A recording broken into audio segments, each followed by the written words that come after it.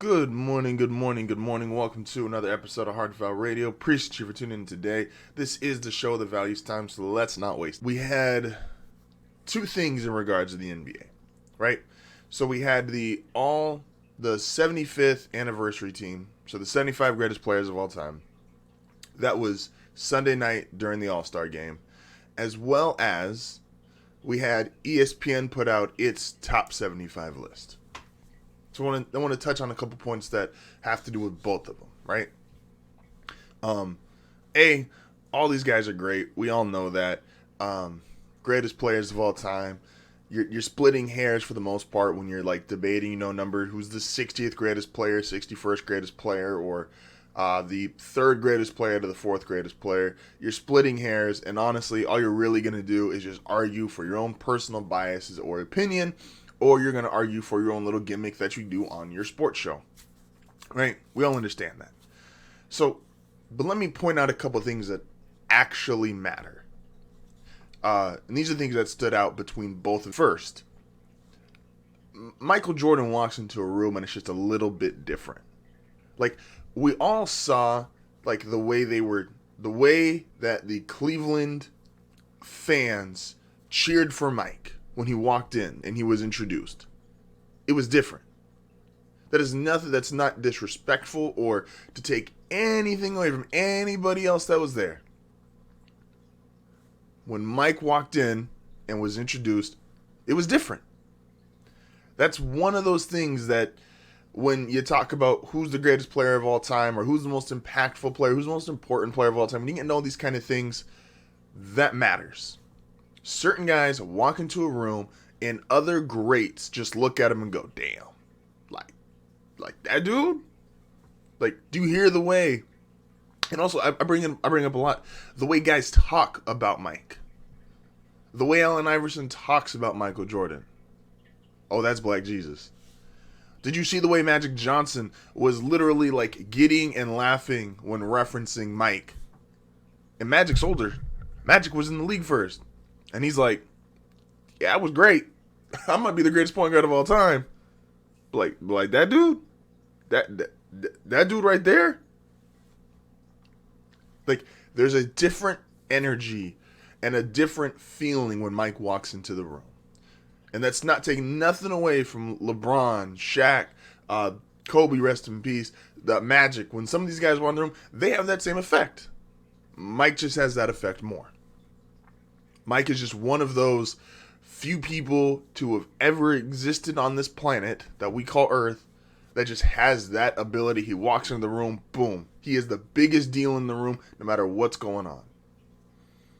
And it happens. Michael Jackson had this effect in music. There's other people who have great catalogs. There's other people who've had great music careers. Michael Jackson, rest in peace, when he walked into the room, it was different. There was a different energy around him. And that's fine. But we have to acknowledge that. Other guys don't have it the same way. When other guys in the 75 greatest players of all time list are calling you Black Jesus, and other guys in the top 75 being like, yeah, man, this the GOAT. It means something. Another thing I want to take away from that is, like, we just really need to stop with these fan-made rivalries. For some reason, it was a talking point and a mild story that LeBron and Mike were hugging each other and they were laughing and they were hanging out. We need to stop with the fan-made shit. Please. I'm asking everybody right now, like, just please stop with the fan-made Twitter rivalries or the fan-made internet rivalries, all this. Just stop. Please stop. The idea that because ESPN and all these other sports media companies and certain personalities, won't mention names, no names, were monetizing and got to make so much money these past 10 plus years off this same just redundant conversation of who's the GOAT? Michael LeBron. Who's better? Michael LeBron. More rings, more points. He's got more, like this idea that, just because you made money off it, and it was profitable for this organization, that's how these guys really feel, is ridiculous. LeBron has already told you multiple times how he feels about Mike.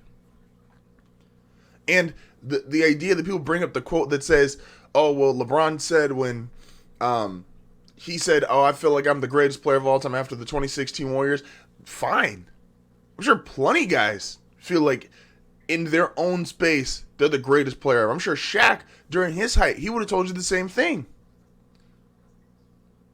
But the idea that because LeBron feels this way, and because the fact these companies have marketed this conversation hundreds of thousands of times, that means, oh, we're looking at it weird, or we're confused, or it's a story that LeBron and Mike are cool. That's insane. That's just like stop the fan-made rivalries. Like, there's a difference in what Magic and Bird had. That was a rivalry. It was a competitive, good-hearted rivalry. They were playing on two rival franchises. They kept meeting each other in the finals. They met each other in the NCAA tournament. Like, they had a legitimate sports-based rivalry. But LeBron and Mike have no real rivalry. There's nothing for them to be competitive about. Outside of his own little head games. It's like when LeBron, during the beginning of his career, we put LeBron and Kobe as a rivalry. That was never a rivalry. They never met in the finals. There's some regular season moments you can pick here and there, but they were friends. They loved each other. Like, stop the fan-made rivalry. Stop the online Twitter that, oh, because I said LeBron's the GOAT, or you said Mike's the GOAT, now there's that actually means there's an issue between them.